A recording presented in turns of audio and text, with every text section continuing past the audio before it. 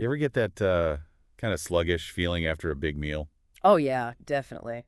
Food coma hits hard sometimes. Totally. But while we're, uh, ready to pass out on the couch, there's this organ tucked away behind our stomachs that's just getting his day started. The pancreas. You got it. Workhorse of an organ, that's for sure. Absolutely. And, you've given us some really interesting research on the pancreas. So much more to it than most people realize. So, ready to take a deep dive. Absolutely, let's do it. I'm always up for a deep dive into the pancreas. It really is an unsung hero in there.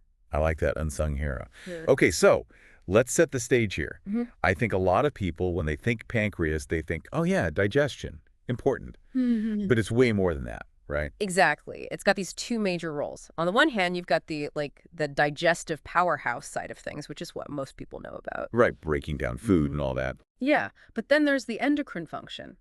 That's where the pancreas really steps up and becomes this maestro of blood sugar control. Super important for keeping our energy levels stable. Okay, so that's our mission today, basically. Two sides of the same coin. We're going to uncover the pancreas as this digestion factory, but then also as this, like you said, maestro of blood sugar. And maybe even touch on, what happens when things go wrong. Definitely. We'll get into some of the things that can go wrong, and then, most importantly, how to keep our pancreas happy and healthy. All right, so let's start with this idea of the pancreas as a digestive factory. What's going on in there? So imagine this bustling factory, right, with two main production lines. Production lines. Yeah. First line is all about these acinar cells. They're like little workers churning out this potent cocktail of digestive enzymes. It's amazing. Enzymes. Okay. What kind of enzymes are we talking about here? Oh, it's a whole team of specialists. So you've got, first up, trypsin and protease. Those sound powerful. What do they do? There's the protein breakdown crew. Think of it like a butcher, expertly carving a roast. Okay, so breaking those proteins down into smaller pieces. Exactly. And then you've got amylase, which is all about tackling those carbs, like a baker slicing up a loaf of bread. Okay, so breaking down those complex carbohydrates. What else? All right, then there's lipase. It's the fat buster. Dissolves fats like dish soap cutting through grease. Nice. And are those all the enzymes? Almost. There's one more team, the cleanup crew. Those are the nucleuses. Nucleuses? What do they clean up? Well, we get DNA and RNA from our food, believe it or not, and the nucleuses take care of that. Wow, I never thought about that. So that's production line one, the enzymes. What about line two? Okay, so production line 2 is all about these ductal cells. Ductal cells. Okay, what are they up to? Their job is to produce this bicarbonate-rich fluid. It's kind of like an antacid. An antacid in the pancreas. Why? Well, think about it. All that acidic stomach chyme is coming down from the stomach, right, into the duodenum, which is the first part of the small intestine. Right, right. And that bicarbonate fluid basically neutralizes that acid, bringing the pH to just the right level for those digestive enzymes to do their work. Oh, that makes sense. It's all about creating the perfect environment for digestion. Exactly. And all of these digestive juices, all this, enzymatic power and bicarbonate fluid, it all flows through this network of ducts in the pancreas. Okay. And eventually, it merges into this main pancreatic duct, and that joins up with the bile duct from the liver and gallbladder. Oh, yeah, the bile duct. Right. And together, they empty into the duodenum, and that's where the real digestive party begins. Amazing. It's like this perfectly orchestrated delivery system. It really is. Okay, but like we said, the pancreas doesn't just stop there. It's got this whole other gig going on with blood sugar control. Right. Now we move from the digestive factory to the endocrine function, and this is where those pancreatic islets come in. Pancreatic islets. Yeah, these are like little clusters of cells scattered throughout the pancreas, and their job is hormone production. Okay, so the islets are like little hormone factories. Exactly. And within these islets, you've got different types of cells, each one with its own specialty. So it's like a team effort even within the islets. You got it. First up, you've got the alpha cells, and their job is to produce glucagon. Glucagon, okay. What does glucagon do? Glucagon's main job is to raise blood sugar when it gets too low.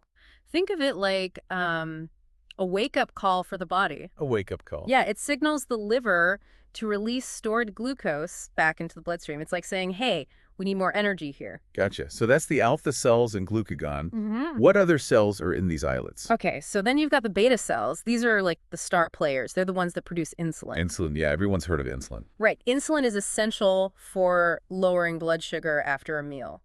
So it's kind of doing the opposite of glucagon. Exactly. It's like a signal to the body's cells saying, hey, time to take in glucose from the blood.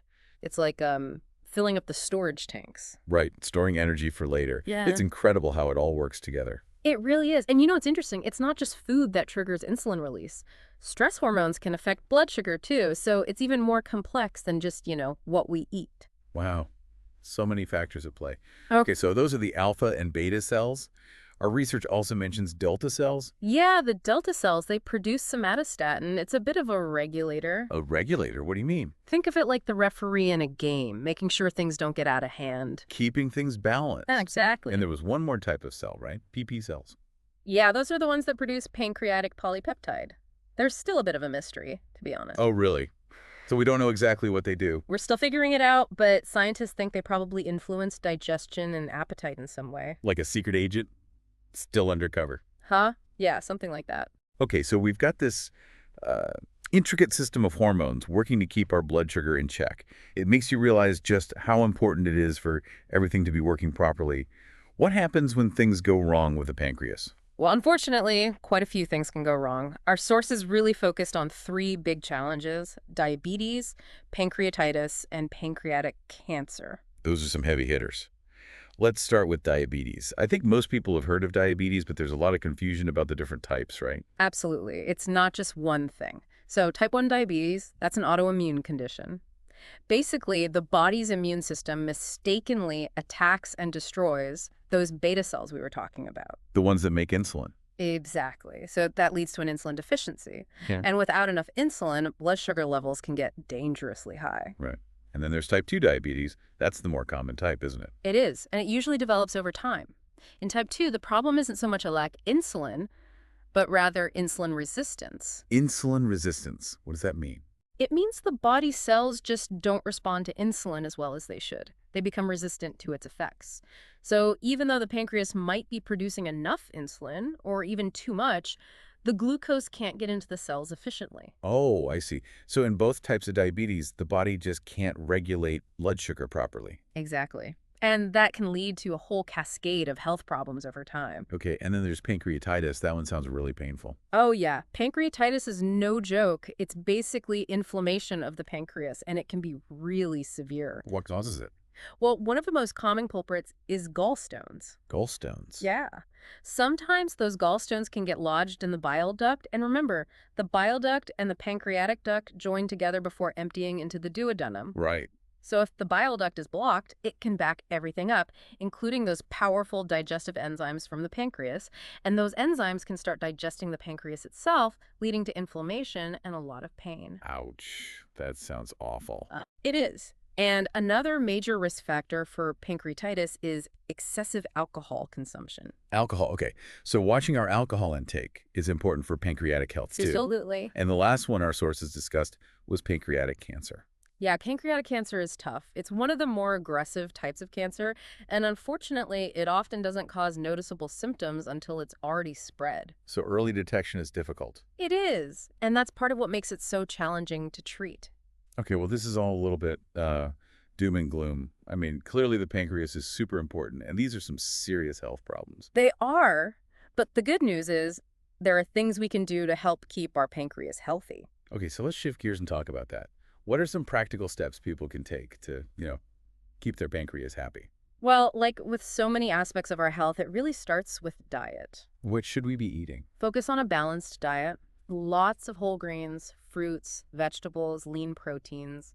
Those are your pancreas's best friends. So, good, wholesome foods. What should we be limiting?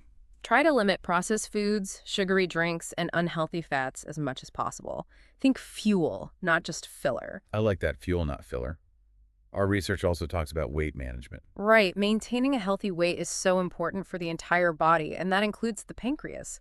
Excess weight can really put a strain on it. So it's all connected. It is. Wow. And exercise is another big one. Exercise. How does that help the pancreas? Well, regular exercise helps improve insulin sensitivity, so your cells can use glucose more efficiently, which takes some of the burden off the pancreas.